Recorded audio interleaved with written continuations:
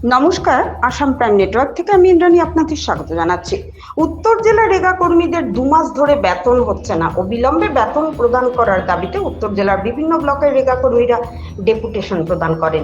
উত্তর জেলা শাসকের কাছে ডেপুটেশন দেওয়ার কথা থাকলেও জেলা শাসকের অনুপস্থিতিতে তাদের ডেপুটেশন গ্রহণ করলেন অতিরিক্ত জেলা শাসক বিপ্লব দাস। এই ডেপুটেশনে উত্তর জেলা রেগা কর্মী সংগঠনের সম্পাদক প্রাণতোষ ভৌমিক ডেপুটেশনটি তুলে দেন অতিরিক্ত জেলা শাসকের হাতে। এই রেগা কর্মচারী অর্থাৎ আত্মা সংগঠনের সম্পাদক বক্তব্য রাখতে গিয়ে বলেন, 2007 সাল থেকে ত্রিপুরা রাজ্যের রেগা কর্মীরা কাজ করে যাচ্ছে। এত বছর যাবৎ মাসের বেতন মাসের মধ্যে পেয়ে থাকলেও বিগত 2 মাস থেকে তাদের কোনো বেতন প্রদান করা হচ্ছে না সরকারের পক্ষ থেকে।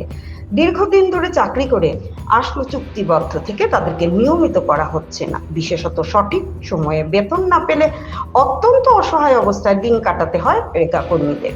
তার উপর 2 মাস যাবৎ বেতন না পাওয়ার কারণে বর্তমানে সংসার পরিচালনা করা, ছেলে মেয়ে মা বাবাদের মুখে 2 বেলা খাবার তুলে দেওয়া কোনোভাবেই সম্ভব হচ্ছে না।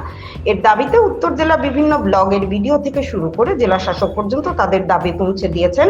তাদের বিশ্বাস, তাদের দাবি পূরণে বিশেষত তাদের বেতন প্রদানে উত্তর জেলা প্রশাসন থেকে শুরু করে বিভিন্ন ব্লকের ভিডিওরা সরকারের দ্বারস্থ হয়ে তাদের সমস্যা সমাধানের একটি নির্দিষ্ট সমাধান বের করবেন।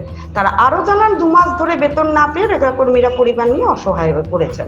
উত্তর জেলা শাসকের অতিরিক্ত জেলা শাসক বিপ্লব দাস তাদেরকে আশ্বাস দিয়েছেন, কাছে ওনাদের দাবি অতি সত্বর পৌঁছে দেবেন এবং তাদের সমস্যা সমাধানে তিনি সরকারকে অনুরোধ জানাবেন।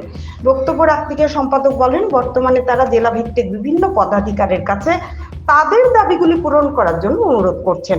তাতেও যদি সরকার তাদের বেতন প্রদান না করে তাহলে আগামী দিনে রাজ্যভিত্তিক অর্থাৎ সকল কর্মীরাগণ আন্দোলনে ডাক দেবেন। আজকের ডেপুটেশনে বহু রেগা কর্মীদের উপস্থিতি লক্ষণীয় ছিল। ভানুচন্দ্রের report, Assam prime network. Media দাদা যারা আছেন আমাদের কাভারেজ করছেন, সকলকে আমাদের উত্তর ত্রিপুরা জেলা আত্মা সংগঠনের পক্ষ থেকে আন্তরিক অভিনন্দন এবং শুভেচ্ছা।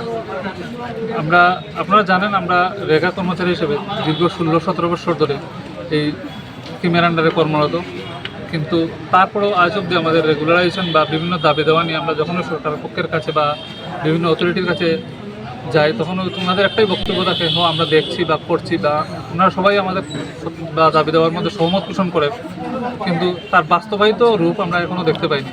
সেই উপলক্ষে এবং রিসেন্টলি আরেকটা জিনিস আমরা দেখতে পাচ্ছি যে, বা বিগত বর্ষগুলোতে আমাদের সঙ্গে ঘটেছে যে, আমরা প্রত্যেক মাসে যে সময়ে স্যালারি পাই অন্যান্য রাজ্য সরকারের কর্মচারীরা, সেই সময়ে আমরা স্যালারি পাই না।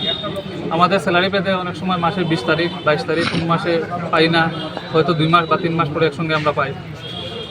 এভাবে চলছে, যাতে করে আমাদের পরিবার পরিজন নিয়ে অসুস্থ ঘরে, সবারই ঘরে অসুস্থ মা বাবা, ছোটো ছোটো বাচ্চা ছেলেমেয়েরা আছে, সবার লেখাপড়ার ব্যাপার আছে, এদের নিয়ে আমরা খুব অসুবিধা ফিল করছি।